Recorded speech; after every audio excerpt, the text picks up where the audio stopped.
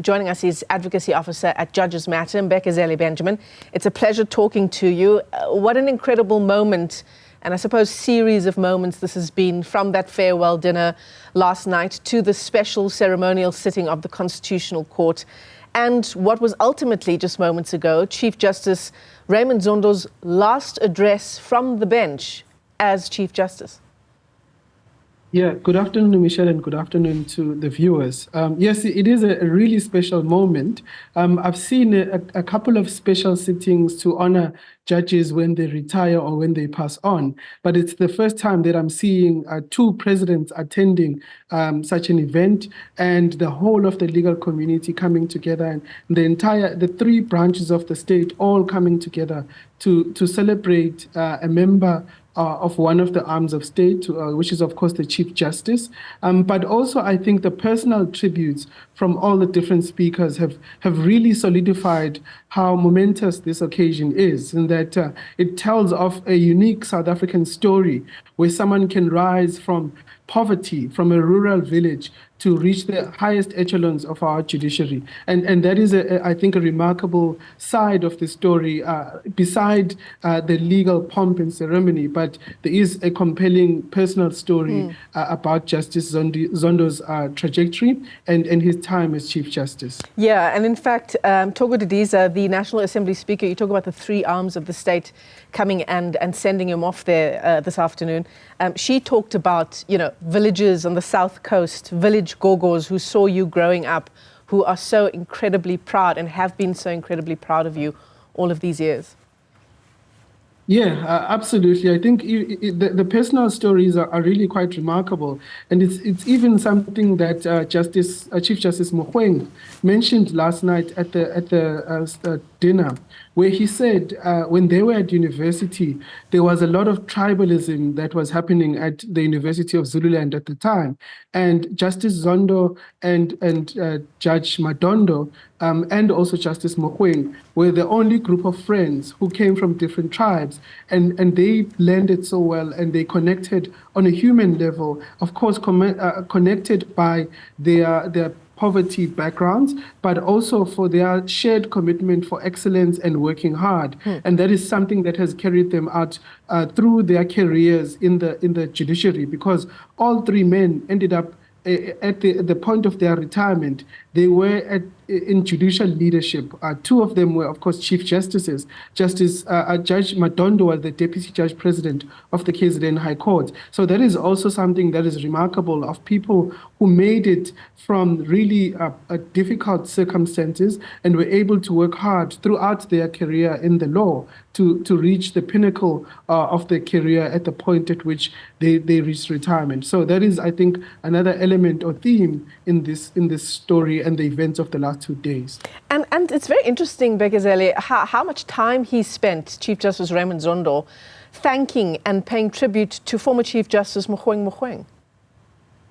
Yeah, so I'm not entirely surprised by that element, because they have been best friends for the last 40 years. Even before they were practicing lawyers, they were friends at university. And so that friendship has carried through up to the point where they were Chief Justice and Deputy Chief Justice. And so I was expecting that Justice Zondo will give a bit of credit and a few thank yous to Justice Mogoeng. But I think that what was also remarkable is how much Justice Zondo gave tribute to the women in the judiciary, including the justices of the Constitutional Court who organized last night's dinner and today's special sitting, and also paying tribute to incoming Chief Justice Maya for her work, and also at the Judicial Service Commission, where Justice Zondo was able to work with a few women lawyers there. So it is also something that touches to Justice Zondo's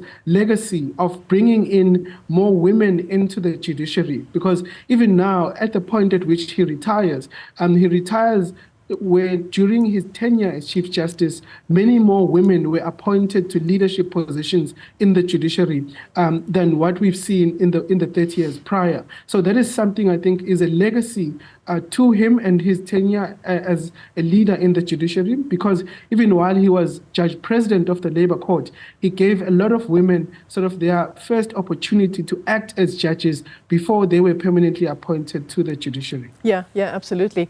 Wow, what a CV, right? Looking back at his childhood, his time studying and rising through the ranks of the judiciary.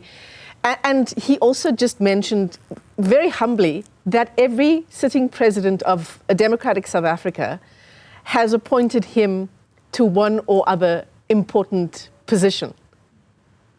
Yeah, that is a fact that I didn't really think about, but it's also a really funny fact. I think it speaks also to the length of his career, because he came in the judiciary at the prime of his time as a legal practitioner. He was still relatively young, and he devoted almost half his life to the judiciary. He spent the last 27 years as a judge in our courts in various capacities, and that is where he would have been appointed at these different levels, because the Constitution gives the president the power to appoint judges, of course, on the recommendation of the JSC when it comes to judges below the Constitutional Court. But ultimately, his appointment letters were signed by all the presidents of a democratic South Africa. Yeah, incredible. There was a tongue-in-cheek moment where he talked about, President Nelson Mandela appointed him to this, President Mbeki to that, former President Jacob Zuma to that, and he says he wonders whether the former President Jacob Zuma is happy about that appointment.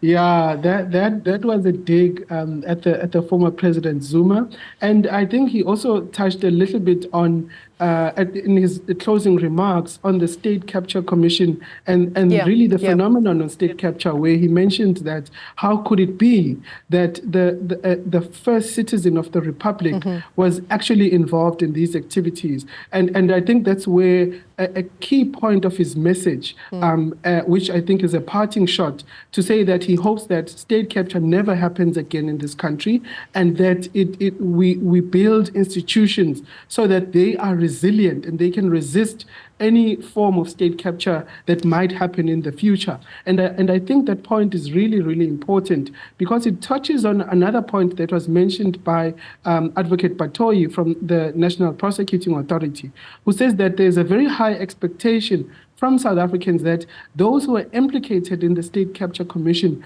will be in orange overalls.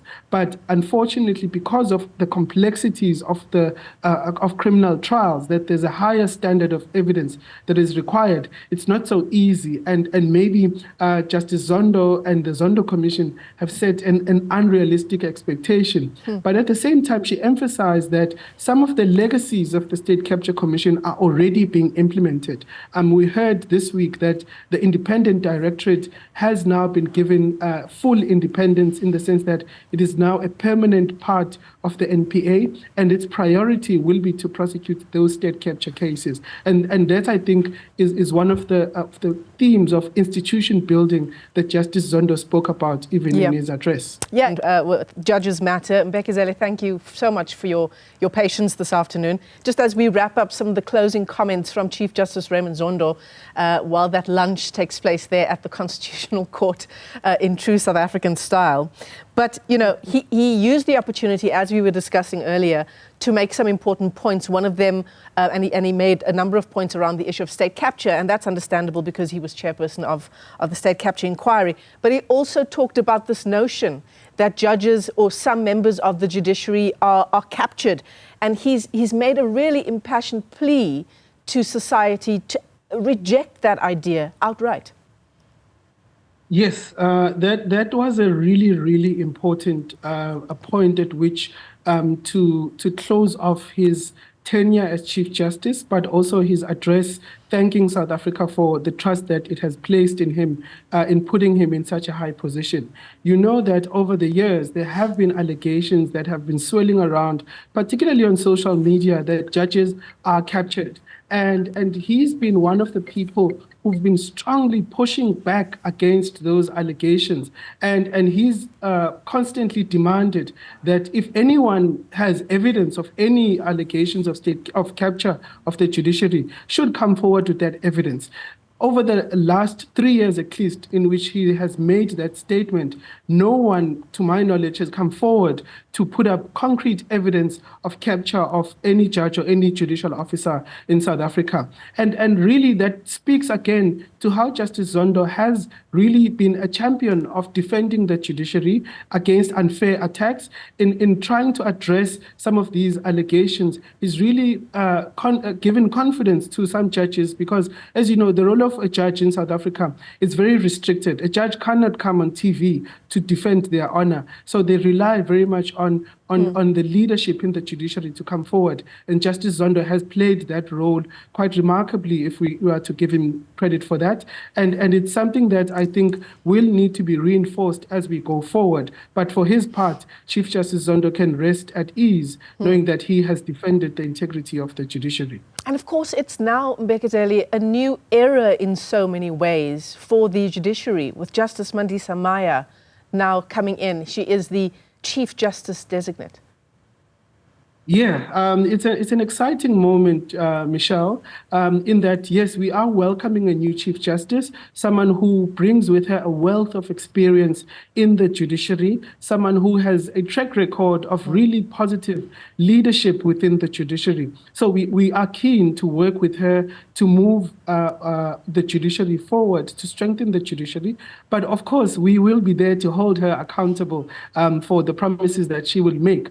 Another exciting thing is that in about 6 to 7 months' time, it will, of course, be 30 years since President Mandela opened the Constitutional Court, which is, of course, the only court probably in the world that is built on the ashes of a prison that was there to enforce the apartheid regime. And so it is a momentous occasion, and we do look forward to Justice Maya's tenure. Yeah, absolutely. Well, we expect nothing less but for you to hold her accountable. That's why we talk to you here on 405. Mbekezeli Benjamin, thanks very much for joining us this afternoon.